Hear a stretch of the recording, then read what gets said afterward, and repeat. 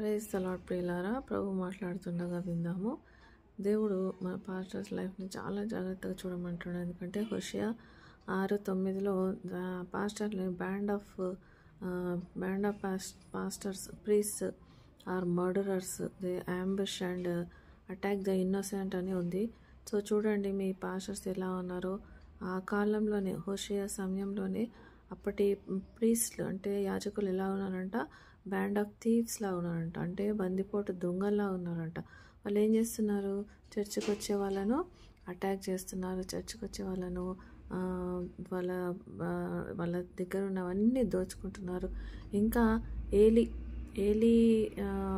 పెద్ద ప్రధాన యాజకుడు అప్పుడు ఆ టైంలో, ఆయన పిల్లలంట అక్కడికి వచ్చి ఆడవాళ్ళతో వ్యభిచారం చేసేవాళ్ళంట, మగ పిల్లలు. సో ఏలీకి దేవుడు చెప్పి నువ్వు నీ పిల్లల్ని ఇట్లా చేస్తున్నారు అని చెప్తే ఏలి వాళ్ళని తిట్టడం కూడా జరుగుతుంది, కానీ వాళ్ళు అది మానరు. కాబట్టి దేవుడు అంటేనే అసహ్యం పుట్టేటట్టుగా యాజకుల పిల్లలు ఉన్నారు. కాబట్టి అలాంటి వాళ్ళని దేవుడు కొట్టివేశాడు, వాళ్ళు చనిపోయారు.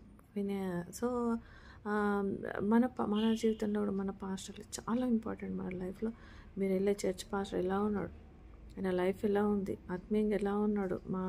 సూటు బూట్ వేసుకొని ఇంగ్లీష్ బాగానే మాట్లాడుతున్నాడేమో, వాక్యం మంచి కథల్లాగా చూరించి చెప్తున్నాడేమో, ఉన్నది లేనిది కల్పించి కట్టుకథలు చెప్తున్నాడేమో, నువ్వు నమ్మలేకపోతున్నావేమో. కానీ యు ఆస్ గాడ్, దేవుణ్ణి అడుగు. ఆయన వెనుక ఎంత పెద్ద దయ్యం ఉందో, ఆయన లోపల ఎంత పెద్ద దురాత్మ ఉందో, ఆ దురాత్మ ఎంతమందిని మోసం చేస్తుందో. చర్చిలో జరిగే అనేకమైన మరణాలు, ముఖ్యంగా అబార్షన్స్, 50% మరణాలు కారణం పాస్టర్లు. ఎందుకంటే దే ఆర్ మర్డరర్స్ అంటున్నాడు దేవుడు.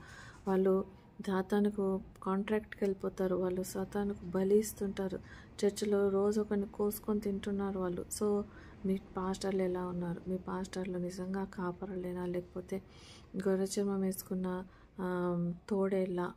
వాళ్ళు గురించి నువ్వు ఆత్మీయ కన్నులు లేకుంటే వాళ్ళని గుర్తుపట్టలేవు, వాళ్ళని నమ్మలేవు కూడా. నువ్వు ఇలాంటి వాడా, నేను నమ్మను అని అంటారు. మనం దేవుణ్ణైనా ఎదిరిస్తాం కానీ మన పాస్టర్కి ఎదురు మాట్లాడడం, ఎందుకంటే ఆయనకు అంత ఇంపార్టెన్స్ ఇస్తాం.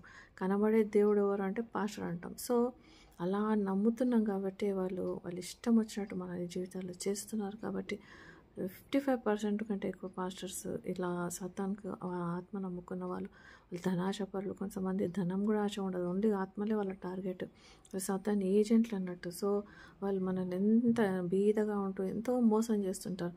కాబట్టి వాళ్ళను బయలుపరిచేది ఎవరంటే దేవుడు మాత్రమే. కాబట్టి మీ పాస్టర్ గురించి చాలా ప్రార్థనలో ఉండాలి, దేవుని అడగాలి.